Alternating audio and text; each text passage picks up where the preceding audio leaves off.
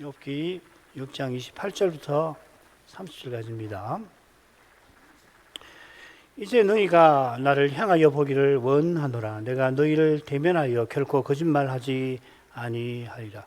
너희는 돌이켜 불의한 것이 없게 하기를 원하노라. 너희는 돌이키라. 내 일이 의로우니라. 내 혀에 어찌 불의한 것이 있으랴. 내 미각이 어찌 괴유를 분별치 못하랴.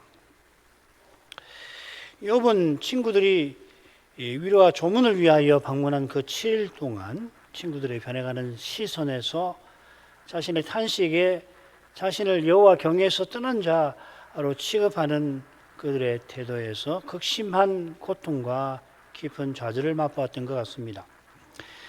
이런 심정이라 100번 양보해서 자기가 혹 여호와 경외에서 떠났을다 하더라도 그들이 친구라고 한다면 자신에게 인애를 나타내야 했다.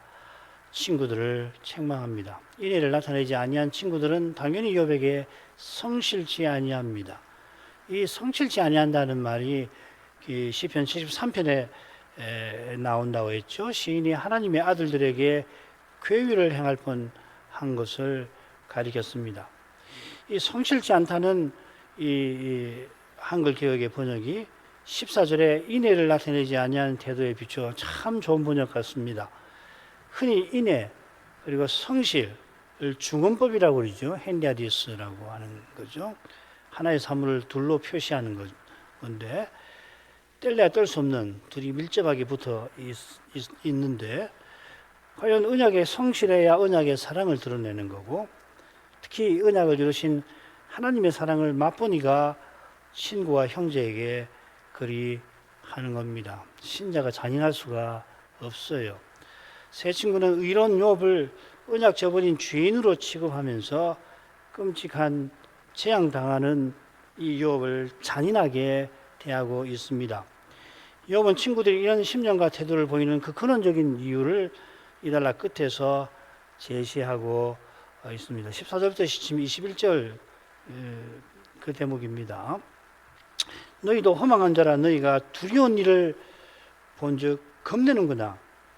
욥의 눈에 정지하는 세 친구는 두려운 일을 보고 무서워합니다. 이 두려운 일은 필시 욥이 겪은 재앙을 가리킬 겁니다. 영어 역본은 보니까 나의라고 하는 말을 my라고 하는 말을 썼어요. 그러나 원문에는 쓰이지 않습니다. 세 친구는 욥의 재앙에서 욥의 사정을 살피기보다 공포를 느낀 겁니다.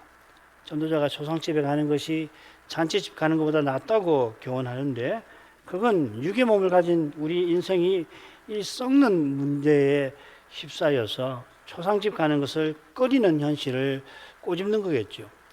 죄와 죽음의 현실에 정직하게 대면하는 거 쉽지 않습니다. 이런 점에서 서양 사상사에서 적절한 일을 찾을 수 있을지 모르겠습니다. 이 사상사를 좁혀서 이 소위 계몽부터 1, 2차 세계대전 이전까지 죄와 죽음의 문제를 진지하게 다룬 사상가는 매우 드뭅니다. 그 이유가 계몽의 진보 사상이라는 게 인간의 어두운 면을 쉽게 회피해서 그렇습니다. 인간이 계속해서 진보할 거니까 당장의 인류 앞에 역사 앞에 있는 그 악의 문제는 당장에는 굉장히 심각하게 보일지 모르지만 결국은 다 극복되는 거다. 인간이 이성으로 그걸 극복할 수 있다고 이야기하는 거 아니에요. 신념이죠. 어마어마한 신념이죠. 지금도 그 신념이 이 세계에 공기처럼 퍼져 있지 않습니까? 이런 사상적 영향이 20세기 초까지 개혁적 복음적 신학의 소위 후천년설에도 감지됩니다. 후천년설은 뭐냐면 복음이 모든 민족에게 점점 전파되면 인류의 문화가 발전해서 천년 왕국이 등장할 거고 뭐 천년 꼭 기간을 꼭 채우는 건 아니지만은 긴 어떤 낙원 같은 세상이 지구상에 있고 그 다음에 주님이 재림하신다 하는 그런 주장이에요. 우리가 계시록 20장을 배우면 이 부분을 제가 더 설명해 드리겠습니다. 여러분 잘 아시는 뭐 아브라함 카이프로 같은 분도 후천년설을 주장합니다. 그런데 이런 주장이 1, 2차 양체대전을 거치고 난 다음에 크게 힘을 잃습니다. 이분들 중에 위대한 신학자들이 물론 있습니다만 사람의 위대함은 시대 정신을 벗어나는 게 불가능하고 진정한 위대함은 오직 그리스도의 위대하심에서 말씀의 빛에서 획득하는 겁니다. 성경을 심오하게 연구하고 그리스도를 힘써 전하신 이분들도 그러하다면 이 세상 사상가들은 더더구나 말할 게 없습니다.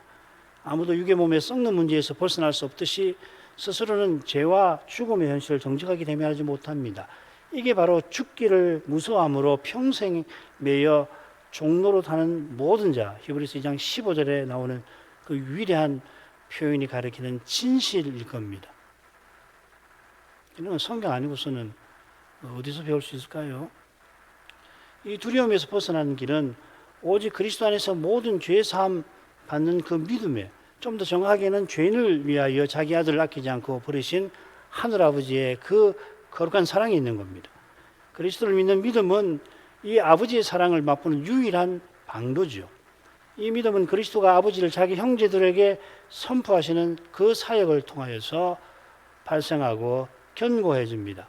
늘 주의 말씀을 듣고서 이 벌하신 주의 영광을 뵙는, 이 같은 거죠, 그죠? 주의 말씀을 듣는다라고 하는 것은 말씀하시는 주님의 영광을 보는 거잖아요. 같은 말이죠.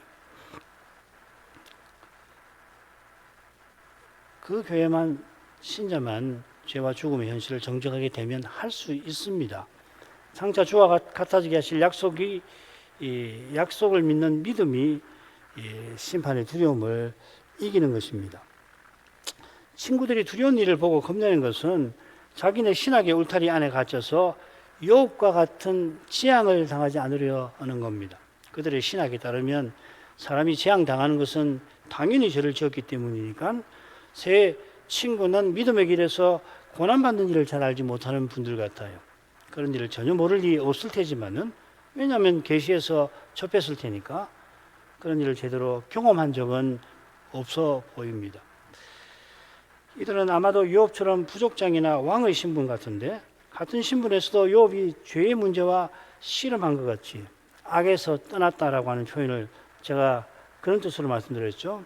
죄 안 짓는다는 게 아니라 죄와 씨름한 사람이라, 그렇게는 욥처럼은 살지 아니한 것 같습니다. 사람이 이렇게 되기 쉽죠, 그죠? 남보다 유복하고 관계도 원만하고 그 다음에 형편이 좋아서 뭐 하고 싶은 대로 이것저것 잘하는 사람은 고난 알기 참 어렵죠. 여호와께서 욥들어 그들을 위하여 제사 드리게 하신 대로 그들이 언약에서 추방된 건 아닙니다만 욥을 언약 짓밟은 자로 정죄하면서 결국 언약을 허물려 하는 거죠. 욥의 믿음의 눈에는 그들이 육의 몸에 썩는 문제 앞에서 무서워하는 겁니다. 재앙당한 욥을 섣불리 위로했다가 하나님의 진노의 불똥이 자신들에게 튈까 두려워했을지 모릅니다. 이들의 신학을 요즘 회자되는 그 소위 번영 신학, 예수 잘 믿으면은 땅에서 잘 되는 거죠, 그죠? 돈 잘 벌고 건강하고 또 하는 일 뭐든지 척척 이룬다는 게 번영 신학 아닙니까?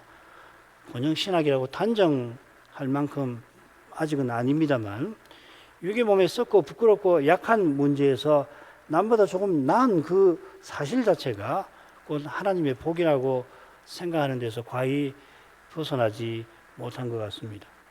사실 이런 인식을 벗어나기가 얼마나 실제로 어려운지 육의 몸의 문제 앞에서 자기를 부인하려 한 이들은 익혀야 할 것입니다. 부유하고 건강하고 성가신 관계에 시달리지 않고 하고자 하는 일마다 척척 행하는 그것 자체가 하나님의 복이라고 한다면은 시편 93편에 시인이 실족할 뻔한 상태에 떨어질 만도 할 겁니다. 하나님이 복으로 주신 건강과 관계와 힘은 분명 하나님의 뜻을 좇아 믿음의 길을 걷고 거룩한 사명을 이루는데 틀림없이 유익합니다. 틀림없이 하나님 나라에 들어가는데 유익할 겁니다. 자, 그런데 그 나라에 들어가려면 반드시 많은 환난이 그 길에 기다리고 있다는 것을 잊어서 안 됩니다. 하나님의 뜻을 좇아 믿음으로 살아가는, 그래 그리스도 예수 안에서 경건하게 살고자 하는 자는 핍박을 받는 겁니다. 사도가 말하는 핍박이 반드시 재산 잃고 목숨 잃는 그거 물론 아닙니다만은 그런 일도 경우에 따라서는 얼마든지 당하게 하실 만큼 고난은 인생에게 힘든 겁니다. 어떤 때는 그냥 확 죽어버리는 것이 낫겠다 할 만한 고통도 지금 욥이 겪고 있는 거 아니에요? 사람이 스스로 고난을 택하지 못합니다. 그리스도와 함께 고난받는 삶은 그리스도 외에 무엇이든지 버리려는 겁니다. 사도처럼 뒤에 있는 것을 버리고 사도가 주의 뜻을 받들어 행한 아름다운 일마저도 뒤로 하고서 다만 그리스도와 같아지는 목표를 향하는 겁니다. 사도처럼 가차없이 버려야지 사도처럼 영광의 목표를 향하여 조금이라도 전진할 수 있습니다. 사람을 의지하고 사람의 힘을 의지하면 안 됩니다. 자신이 깨달은 것, 자신이 이룬 것에 매이면 결국 사람을 의지하는 거죠. 그죠? 깨달은 자신이나 깨달았다고 하는 다른 사람이나 자기가 이룬 어떤 업적이나 혹은 사람이 볼 때 상당한 것을 이뤘다고 하는 어떤 상대를 의지하는 것이 매이는 거 아니에요? 그러면 이미 퇴보한 겁니다. 그 말씀, 하나님 말씀 그렇게 하지만 실제로는 말씀으로 안 사는 거죠. 자, 지난 시간에 살피고 그 다음으로 22절부터 27절로 가겠습니다. 줄거리를 보죠. 여기는 이제 욥이 친구들을 책망하고 그들에게 간절히 바라는 것을 요구하고 있습니다. 22, 23절은 욥이 친구들에게 바라지 않는 것이 뭔지를 밝힙니다. 그리고 바라는 것을 가운데 밝히는데 나의 허물된 것을 깨닫게 하라는 겁니다. 그리고 25절 하반절부터 27절은 친구들의 헛된 책망에 대해서 지적을 합니다. 욥은 친구로서 새 친구에게 간절히 바라는 바를 한가운데서 밝힙니다. 그건 자기 허물이 무엇인가를 알게 해주는 겁니다. 앞뒤로 욥은 자기가 친구들에게 바라지 않는 바를 언급하는데 그 내용을 자세히 보면 자기가 겪은 재앙 또 자기가 생일을 저주한 것과 관련해서 언급을 하는 것 같습니다. 22, 23절로 하지요. 내가 언제 너희에게 나를 공급하라 하더냐? 언제 나를 위하여 너희 재물로 예물을 달라 하더냐? 내가 언제 말하기를 대적의 손에서 나를 구원하라 하더냐? 포악한 자의 손에서 나를 구속하라 하더냐? 욥은 친구들에게 뭘 달라고 한 적이 없다고 강변을 합니다. 여기 나를 공급하라는 표현은 내게 뭘 달라 하는 뜻입니다. 이게 이제 이어나오는 나를 위하여 너희 제물로 예물을 달라더냐 하는 표현과 짝을 이루죠. 그죠? 이게 이제 히브리 시 문학에 나오는 평행법이라고 하는 거 아니에요? 한 절이 있으면 앞뒤, 혹은 세 절이 나오는데, 세 부분이 나오는데, 앞부분과 뒷부분이 서로 밀접한 관계를 갖고 있어서 앞을 이야기해서 후반부를 참고하고, 후반부를 참고해서 알기 위해서 앞을 참고하고, 뭐, 이런 것이죠. 전에 말씀드린 대로 여기 재물은 앞서 6장 11절의 기력이라고 코아흐라는 말인데 어떤 일을 이룰 수 있는 힘을 뜻합니다. 욥이 힘든 현실을 저는 버틸 힘이 없다고 토로했죠. 히브리어에서 흔히 재물을 가리키는 낱말 있습니다. 여러 개 있는데 그 재물이란 말 대신 앞서 자신의 고된 현실과 관련해서 쓴 바로 그 말, 그 기력이란 말을 여기 쓴 의중을 놓칠 수가 없겠습니다. 욥이 사람으로서 견디기 힘든 처지에 떨어졌을 때 친구들이 온다니 얼마나 즐거울 수 없었는데 정작 와서는 위로의 말 건네기는커녕 침묵 속에서 욥에게 의심과 비난의 시선을 던졌습니다. 그는 그들에게 욥이 무슨 도움을 청할 수가 없었기 때문에 기력이라고 새긴 그 낱말을 써서 무슨 재물을 달라 하지 아니하였다라는 것 같습니다. 특별히 재물을 언급한 건 무엇보다도 첫째 재앙과 관련될 겁니다. 욥은 그 많은 재물을 하루 사이에 다 잃었습니다. 욥이 시당초 친구들에게 그런 것을 바라지 않았습니다. 이게 예물을 달라드냐는 표현에 암시되어 있습니다. 아울러 악창에 걸려 고통에 시달리는 둘째 재앙도 건설적인 일을 할 수 없는 기력 없는 상태니까 이런 상태에 처한 자신을 위하여 친구들에게 무슨 도움을 청하지 아니하였다. 어떻게 뭐 도울 수도 없잖아요, 친구들이. 그렇게 말하는 것 같습니다. 여기 예물을 달라드냐 하고 풀어 번역한 이 동사 샤하드라는 말인데 샤하드. 이 구약 성경에 두 곳에만 나옵니다. 이곳하고 다른 한 곳이 어디냐면 에스겔이에요. 거기 배도한 이스라엘에게 쓰는데 그 실로 이상한 행동을 가리킵니다. 그 뭔 말이냐면은 뭐 해석만 있죠. 이건 이스라엘이 여호와께 받은 선한 것을 우상에게 선물로 드리는 악한 죄를 가리킵니다. 인용한 말씀이 그런 거죠, 그죠? 어떻게 돈을 줘가면서 창기질을 하느냐 이 말 아니에요. 얼마나 이게 통렬한 비판이고 이스라엘의 죄가 이 배도하는 죄가 얼마나 악한가를 이렇게 보이는 거 아닙니까? 아마도 욥은 자기가 언약을 어겨가며 친구들에게 뭘 달라고 하지 않았다고 말하려고 이 독특한 낱말을 쓰는 것 같습니다. 23절 역시 첫째 재앙과 관련된 부탁 같아요. 대적 포악한 자의 손에서 자기를 건져달라고 부탁하지 않았다는 겁니다. 이 대적의 손에서 구원한다, 이 말라트라는 말인데 이게 욥기 10번 나오는데 그중 4번이 첫 번째 재앙에 나옵니다. 종 하나가 재앙을 피해서 욥에게 왔다 할 때 그 말입니다. 벗어났다는 말입니다. 포악자는 욥의 종들을 처참하게 죽이고 가축을 앗아간 스바와 갈대아 사람들을 가리키는데 아니 아니라 이사야 13장에 보면 이 갈대아 사람을 이 포악한 자라고 씁니다. 포악자의 손에서 자기를 구속하라고 부탁하지 않았다 했는데 이 낱말을 엘리바스가 사용해서 재앙당한 욥을 비난했지요. 엘리바스는 욥이 자기의 훈계를 받으면 하나님이 그를 기근과 칼 권세에서 구속하실 거라 이미 뭐 기근을 당하고 칼 권세를 겪은 상태 아니에요. 그런 욥에게 너 우리 훈계 받으면 이런 일 안 당할 거야 그렇게 이야기하는 겁니다. 무슨 도움이 되겠어요?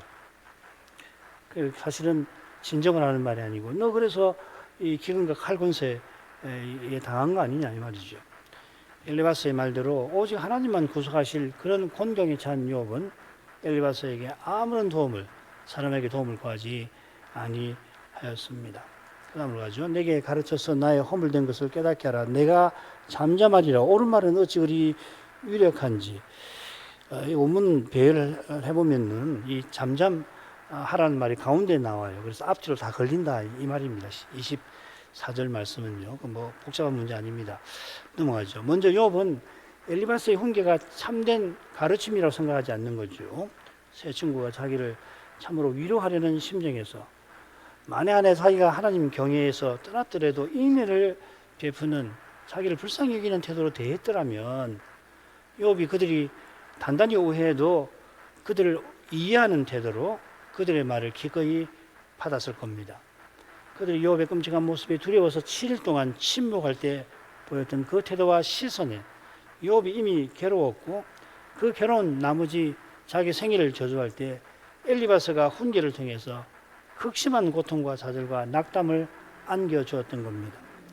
엘리바스의 훈계는 욥이 자기의 재앙을 헤아리려고 간절히 바라던 말씀, 가르침과 거리가 멀었죠. 그죠? 욥도 친구들처럼 유한한 사람이고 누구도 하나님 말씀을 다 깨닫는 거 아닙니다. 만일 친구들이 자기의 재앙에 관해서 자신이 미처 깨닫지 못한 걸 알려주면 욥이 그 알려준 사실에 당장은 더욱 괴로울 수 있을 겁니다. 그렇죠, 그죠? 얼마나 치명적일까요? 그럴지라도 욥은 나의 허물된 것을 주의 앞에 시인하고 잠잠하려 하는 겁니다. 하나님의 처분이 옳습니다. 이게 회개한 사람 아닙니까? 허물되다고 새긴 이 낱말이 이 속죄제의 규례에 나와요. 모르고 계명을 어긴다. 모르고 라는 말입니다. 그러면 속죄제를 드려서 부정한 데에서 제사 드리지 못한 상태에서 벗어나게 하신 거 아니에요. 그러니까 욥이 자기도 모르게 저지르는 범죄가 있을 수 있으니 그런 죄를 친구들이 봤다면 읽어달라. 그래서 허물된다고 번역하는 말은 그런 의미가 있는 겁니다. 이게 19편 시인이 이 율법을 정금이나 송이꿀보다 낮게 여기는 그 이유 아니에요. 여호와를 경외하는 도는 정결하여 영혼까지 이르고 여호와의 규례는 확실하게 다 의로우니 금 곧 많은 정금보다 더 사모할 것이며 꿀과 송이꿀보다 더 달도라. 또 주의 종이 이로 경계를 받고 이를 지킴으로 상이 크니이다. 자기 허물을 능히 깨달을 자 누구 똑같은 말입니다. 여기 나를 숨은 허물에서 벗어나게 하소서. 욥이 이 시인과 같은 심정과 태도를 품고서 죄의 현실을 정직하게, 특히 죽음의 현실을 정직히 대면합니다. 바로 거기서 욥의 깊은 고난이 생겨납니다. 하나님이 자기 생명을 거둬가시길 바라는 욥의 절망적인 마음에 역설적으로 말씀의 거룩한 빛이 조용하게 빛나는 것을 우리가 볼 수 있겠습니다. 이 사실이 옳은 말은 어찌 그리 유력한지 이 욥의 말에도 잘 드러납니다. 이 옳은 말이 어떤 것인가? 엘리의 말을 참조해 볼 만합니다. 이 옳은 이 명사인데 예슈에르라는 말인데 욥기에 3번 나오고 이것을 제외하면 엘리의 말이 2번 나오는데 2번 살펴보면 재미있습니다.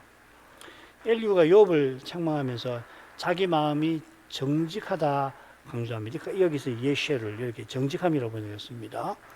욥도 세 친구에게서 정직한 마음으로 자기 처지를 살펴주고 미처 깨닫지 못한 그 죄를 바로 잡는 말을 바라는 거죠. 이 지금 옳은 말이라고 할 때 이런 의미가 있는 거예요. 또한 엘리후는 사람이 하나님께 징계받더라도 그가 정당히 행한 것을 천사가 대신 하나님께 아랜다면 하나님은 천사의 말을 듣고 용서해 주실 거라는 말을 해요.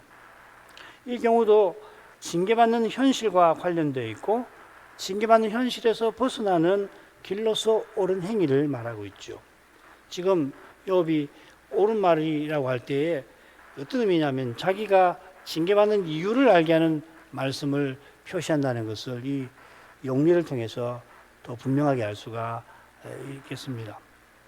이런 것이 정말 참 성경에 쓴 용어들 그 정확하게 일관되게 다 번역을 할 수 없어요. 한국말로. 그건 사실상 불가능한 일인데 이렇게 할 수만 있다면은 정말 하나님 말씀 깨닫는데 어마어마한 유익과 기쁨을 누리실 수 있을 겁니다. 이런 건 정말 그냥 옳은 말 하면은 그냥 옳은 말인가 보다. 문맥 보니까 자기 잘못한 것을 알려주는 말인가 보지. 이렇게 할 수 있는데 얘들을 다 찾아보면 과연 그래요. 이 옳은 말이 어찌 그리 유력한지 하는 데서 욥이 주의 말씀을 얼마나 사모하는지를 우리가 계속 엿볼 수 있습니다. 이 유력하다고 새긴 낱말이 욥기 한 번 더 나와요. 격동하다 이렇게 되어 있습니다. 허망한 말이 어찌 끝이 있으랴 네가 무엇에 격동되어 이같이 허망한 말을 끝없이 말하는가 이 말이죠. 욥이 말하는 이 너는 엘리바스입니다. 그의 허망한 말이 끝날 줄 모른다는 겁니다. 훈계가 뜻도 없는 아무런 도움도 안 되는 사실은 두려워서 스스로 거기서 피하려고 하는 그 변명하는 말이 끝날 줄 모릅니다. 욥은 대체 무엇이 이 엘리바스들을 이렇게 만드는지 의아해 하는 겁니다. 얼마나 강력했으면 이 허망한 말을 이렇게 끝없이 이어가게 만드는가? 자기는 이해가 안 되는 거예요. 옳은 말이 유력하다는 것은 정반대겠죠. 그 효과나 효력이 영구적인 것을 뜻하는 겁니다. 이건 말씀이 욥에게 얼마나 은혜의 방도 다없게 작용했는지를 암시하는 겁니다. 평소에 욥이 말씀을 얼마나 가까이 했는지를 보여주는 겁니다. 그래서 지금 하나님 말씀이 과연 참된지 의심이 들 만한 그런 현실에서도 신비하게 그의 마음이 말씀으로 향하는 겁니다. 이건 신자가 아니면 경험할 수 없는 일이죠. 이건 불가능한 일이잖아요. 말씀이 의심이 드는데 어떻게 그 말씀으로 마음이 향하느냐 말이죠. 그가 말씀을 가까이 했다는 것은 겸손히 성신님을 의지한 것이듯이 돌려서 보면 이 성신님이 지금 말씀에 거룩한 빛을 욥의 어두운 마음에 절망하는 좌절하는 그냥 확 죽고만 싶은 그의 마음에 여전히 비추고 계신 겁니다. 성신님이 욥을 고난 중에 인내하게 하시는 겁니다. 얼마나 놀라운 일이에요. 우리 하나님 말씀 된다는 겁니다. 결국은. 그 다음 가지요. 그렇지만 너희의 책망은 무엇을 책망하며 너희가 말을 책망하라느냐? 소망이 그런 자의 말은 바람 같으니라. 너희는 고아를 제비 뽑으며 너희 벗을 매매할 자로구나. 그러나 하면서 욥이 친구의 훈계를 책망합니다. 너희 책망은 무엇을 책망하며? 엘리바스가 하나님께 징계받는, 책망받는 같은 말이거든요. 하나님께 징계받는 자에게 복이 있다고 했는데 엘리바스가 특별한 계시를 운운하면서도 그렇게 훈계에서도 그의 훈계가 욥 보기에는 너희의 책망이지 엘리바스가 주장하는 하나님의 징계가 아니다 하는 거지. 기가 막힌 겁니다. 이건 뭐 나중에 가서 이 글을 쓰기도 했지만은 이는 어떻게 이렇게 답할 수 있을까요? 이어 욥은 너희가 말을 책망하느냐 하는데 이게 굉장히 어려운 표현입니다. 번역하기도 어렵고 이해하기도 어려워서 제가 이 원문을 이해한 대로 번역을 하면 이렇게 됩니다. 너희가 말들을 책망함으로 여기느냐, 소망이 끊어진 자의 말을 바람으로 여기느냐, 이렇게 번역하는 게 좋을 것 같아요. 그러니까 이 동사가 여기느냐라고 하는 동사가 나오는데 이 동사가 한 번 써 있는데 앞뒤로 걸려서 무엇을 무엇으로 여긴다 이렇게 쓰는 용법이에요. 영어 regard라는 말이죠, 그죠? regard as A as B 하고 같은 겁니다. 영어로 번역하면은 우선 후반절로 보면 소망이 끊어진 자의 말은 욥기 3장의 말을 가리키는 것 같습니다. 엘리바스 친구들은 욥의 이 탄식하는 말을 바람으로 여겼습니다. 전도서에 헛되어 바람을 잡으려고 한다는 표현이 자주 나오죠. 그때 바람은 안개, 헛되다고 번역한 그 안개 해결처럼 손에 붙잡지 못하는 것, 이해할 수 없는 것이라는 말이죠.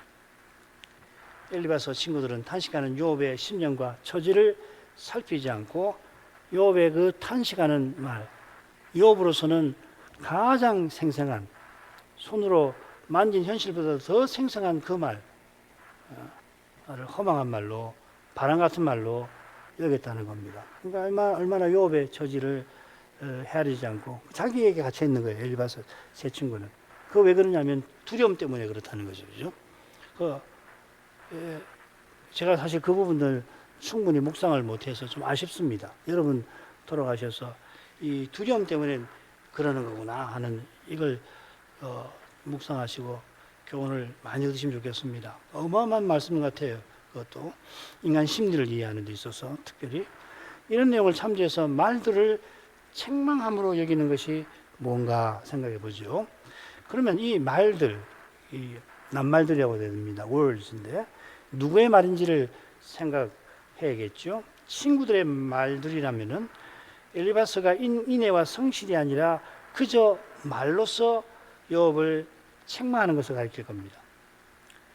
반면에 후반절에 소망 없는 자의 말, 욥의 말로 본다면 욥이 탄식하면서 친구들을 책망했다는 뜻이 될 텐데 저는 후자보다 전자가 문맥에 더 적절한 것 같아요. 그리고 27절의 내용하고도 어울립니다. 욥은 친구들이 고아를 제비 뽑으면 벗을 매미하는 자라고 책망합니다. 고아를 제비 뽑는다는 말이 뭐냐면 아버지가 빚을 남겨 죽었는데 과부된 그 부인에게 아비 잃은 자식을 앗아가는 그림입니다. 세상에 이렇게 악한 일이 없죠. 이만큼 악한 짓이 뭔가 하면 요셉의 형제 요셉을 팔아버리는 거죠. 친구를 파는 겁니다. 여기에 이제 벗을 매매하는 자란 말은 그런 겁니다. 언약을 허는 거고 언약의 인애를 발로 짓밟는 겁니다. 훈계하는 친구들이 인애와 성실을 저버린 자라는 욥의 책망과 어울리죠. 이 부분하고 14, 15절하고 어울리는데 그들은 욥의 처지를 살펴 어떻게든 욥이 언약의 약속을 믿고 얼마나 살지 모르지만 꼭 그렇게 약속을 믿고 좌절하지 말고 살도록 위로하고 붙들어 주는 게 아니라 끔찍한 재앙을 당한 욥을 멀리할 뿐입니다. 이 재앙에 조금이라도 연루되지 않으려고. 마지막으로 가죠. 이제 너희가 나를 향하여 보기를 원하노라. 내가 너희를 대면하여 결코 거짓말하지 아니하리라. 너희는 돌이켜 불의한 것이 없게 하기를 원하노라. 너희는 돌이키라. 내 일이 의로우니라. 내 혀에 어찌 불의한 것이 있으랴. 내 미각이 어찌 교의를 분별치 못하랴. 오늘 28절 정도 할 수 있을 것 같아요. 욥은 친구들이 나를 향하여 보기를 원한다 합니다. 아주 뛰어난 구약학자인데 그 주석을 보니까 어떻게 해석하냐면 욥이 친구들이 불쌍히 여겨주기를 구한다고 해석을 해요. 이 부분을. 그러고서는 시편을 그 해석의 근거로 이 본다라고 하는 동사가 나온 시편의 여러 구절들을 듭니다. 대표적으로 여호와 하나님께서 그 얼굴을 우리를 향하여 향하게 하시며 여호와께서 그 얼굴을 향하게 하사, 그 민수기 대지상의 축복 세 번째 말이에요. 그것과 비슷한 구절들을 근거로 들어요. 그래서 이 표현이 나올 때마다 이런 표현은 불쌍히 여기는 걸 말하는 거다, 그렇게 했는데 결정적으로 함께 사용된 전치사가 이곳에 쓰인 것과 다릅니다. 그래서 이것 외에 이 본다는 동사에 이 전치사가 사용된 사례가 있는지 궁금합니다 했는데 제가 궁금해서 다 찾아봤어요. 이까지 쓰고 제가 이걸 쓰고 안 줬는데 쓰고 이제 이 파나라고 하는 동사를 구약 성경에 134번 나옵니다. 그걸 전부 다 읽어봤어요. 그리고 이 학자가 말하는 전치사가 많이 남아요. 그러면은 누구누구를 불쌍히 여기는 태도를 향한다는 말인데, 여기 사용된 전치사 버라고 하는 말은 딱 두 군데 나와요. 여기 나오고 또 한 군데 나옵니다. 이 전치사는 흔히 쓰이는 전치사 엘과 다른 어치가 있는 것 같습니다. 이 전치사는 흔히 아내라는 말이에요. 성 아내, 마음 아내. 그렇다면 욥은 친구들이 재앙 겪은 자기를 불쌍히 여겨달라고 하는 게 아니라 자기를 뚫어지게 살피라고 요구하는 것 같아요. 어쩌면 내 속을 봐달라. 그러니까 내가 심장이라도 갈라서 보여주고 싶다고 하는 그런 의미 같아요. 보입니다. 여기 나오는군요. 예, 한 군데 더 있어요. 전도서 2장 11절인데 거기 전도자가 자기의 손으로 한 모든 일을 철저히 살핀다고 할 때 이 전치사를 썼어요. 그러니까 철저하게 살피는 걸 쓸 때에 모든 일을 다 들춰가지고 보는 그런 걸 이야기하는 거란 말이죠. 친구들들어 철저히 자신의 처지를 살펴달라, 비난하지 말고 내가 과연 어떤 상태에 있는지, 특별히 내 이 심장을 한번 들여다 봐달라, 깨뚫어지게 한번 봐달라. 내 한 말, 내 당한 눈에 보이는 현실 말고, 너희들 귀에 들린 내 말 말고 그 말하는 나와 내가 처한 그 심정이 어떤 건지 친구라면 한번 봐달라 하는 겁니다. 이게 친구들을 욥이 대면하는 것과도 어울립니다. 이 대면한다는 표현이 이 첫 번째 그 천상 장면입니다. 첫 번째 천상 장면에 사탄이 욥을 참수할 때 나오죠. 여호와께서 욥에게 주신 재물을 다 걷어가시면 욥이 여호와를 대면하여 욕할 거다 할 때 그 말입니다. 여기 대면한다는 말은 아주 뻔뻔하게 얼굴을 쳐들고서 욕하는 거죠. 여기서 이 표현은 호의적 태도가 아니라 적대적 태도를 가리킵니다. 욥이 친구들에게 너희를 대면하여 할 때도 자비를 구하거나 호의를 표하는 것이 아니라 논쟁을 하려고 하는 태도겠죠. 친구들이 자기를 뚫어지라 살피기를 요구하듯이 그들을 대면하여 욥은 결코 거짓말하지 아니하리라 다짐합니다. 논쟁을 이어갈 뜻을 밝힌 겁니다만, 앞서 친구들이 말들을 책망함으로 여기는 그런 태도에 똑같이 맞서려하는 건 아닙니다. 이런 의중이 너희는 돌이켜 불의한 것이 없게 하라, 내일이 의론이라 하는 욥의 항변에도 잘 드러납니다. 욥이 사용하는 불의한 거나 의로움은 그저 자기의 억울함 때문이 아닐 겁니다. 이건 자세한 건 또 다음 시간도 공부할 수 있기를 바랍니다. 거짓말하다라고 하는 이 동사가 많은 경우 12번 나왔어요. 이 거짓말이라는 말도 독특한 겁니다. 우리가 흔히 하는 거짓말하고 다르게 아주 뉘앙스 있는 말인데요. 그걸 다 찾아보면 대부분 제가 찾아볼 때 12번 중에 11번이 분명하게 말씀 사역과 관련해서 거짓말한다 이렇게 썼습니다. 다른 한 번도 이 말씀 사역보다는 증언하는 문맥에서 거짓말하다고 나오거든요. 여러분, 하나님 말씀과 언약을 위하여 친구들과 논쟁하려 한다는 거죠. 이 거짓말하지 않겠다는 말은 하나님 말씀을 두고서 하나님 말씀을 좇아서 살피고자 한다는 거겠죠. 욥이 첫째 재앙의 끔찍한 기억과 악창의 죽음 같은 고통에 시달리고 있는데다가 이미 친구들의 악한 훈계에 마지막 희망마저 사라진 상태에서 이 힘든 논쟁을 이어가려고 하는 심정이 과연 죽음의 벼랑에 스스로 소망 없는 자라고 밝힌 사람에게서 나올 수 있을까요? 저는 계속해서 이제 저에게 밑에서 나라면 어땠을까? 나는 안 했을 것 같다. 나 같은 사람은 크에서 얻는 게 뭔데? 나 같으면 안 했을 것 같다. 그러니까 욥은 나와 성격이 다른 사람이 아니라 나와 차원이 다른 사람이라는 것을 많이 생각했습니다. 이건 바울이 고린도 교회를 위해서 자기 사도직을 옹호했던 것하고 맞먹는 그런 심정 같아요. 이건 목사라고 다 그런 심정 갖는 거 아닙니다. 그거 아무나 갖는 거 아닙니다. 여기 욥의 고난에 신비가 드러납니다. 여호와께서 인내하게 하신 것처럼 여호와의 신께서 욥에게 이런 심정을 일으켜서 논쟁을 이어가게 하신 것 같습니다. 이만큼 하죠. 욥은 첫째 재앙의 끔찍한 기억과 둘째 재앙의 죽음 같은 고통에 시달릴 뿐 아니라 가장 가까운 친구들의 차가운 시선과 악한 정죄에 더는 견딜 기력이 없다고 밝혔습니다만 친구들더러 자기를 뚫어지게 살피라 내 심장을 살펴다오 요구하고 그들을 대면하여 거짓말하지 않겠다 합니다. 이는 욥과 친구들의 논쟁이 길어질 것을 예고하는 건데 욥이 기력이 바닥난 처지에서 그 남은 호흡을 쏟아서 이렇게 행하는 심정이 실로 신비합니다. 이 바람이라는 말이 이 호흡이란 말이거든요. 제가 이 표현을 쓴 이유가 있습니다. 소망 없는 자의 말을 바람으로 여기느냐 할 때 이는 사람의 강철 의지에서 나올 수 있는 게 아닙니다. 욥의 까다롭고 따지기 좋아하는 성격이 있다고 하더라도 그 성격에서 나온 거 아닙니다. 전 동의하지 않습니다. 스스로는 원치 않지만 성신의 감화에 이끌린 게 분명합니다.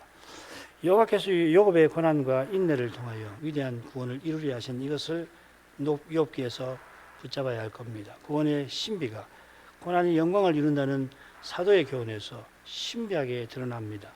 이 신비를 깨닫고 맛보는 것이 이 두려운 시대를 살아가는데 절실합니다. 하나님 없다 하는 시대니 사람의 힘과 꾀를 좋지 않는 길 걷기가 얼마나 힘든지 모릅니다.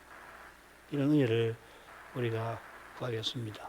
두 번째, 이 말씀 은사를, 이 말씀 사역을 준비하는 이들을 베풀어 주시기를 구하겠습니다. 기도하겠습니다. 기도하겠습니다.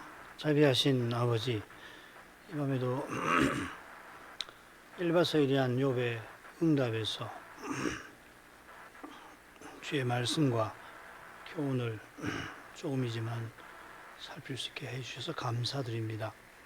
성심께서 성경의 저자이심으로 성신의 감화와 조명만이 이 성경을 깨닫는 그 길임을 고백합니다. 모든 성경처럼 욥기도 오실 메시아 다시 오시는 그리스도를 증거한다는 이 진리를 놓치지 않게 하셔서 욥이 극심한 고난 중에 드러내는 그 심정과 그 말과 행동을 제대로 살피게 하옵소서.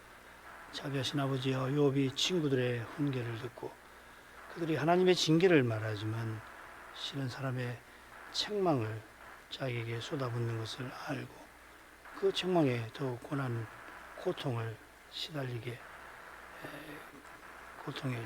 되지만 그런 고통 가운데서 더하여 모든 자녀 이런 첫째 재앙의 끔찍한 기억에 힘이 시달리고 있고 둘째 재앙의 죽음 같은 고통이 더욱 심해지는데도 친구들을 향하여 자기를 뚫어지게 살펴달라. 내 심장을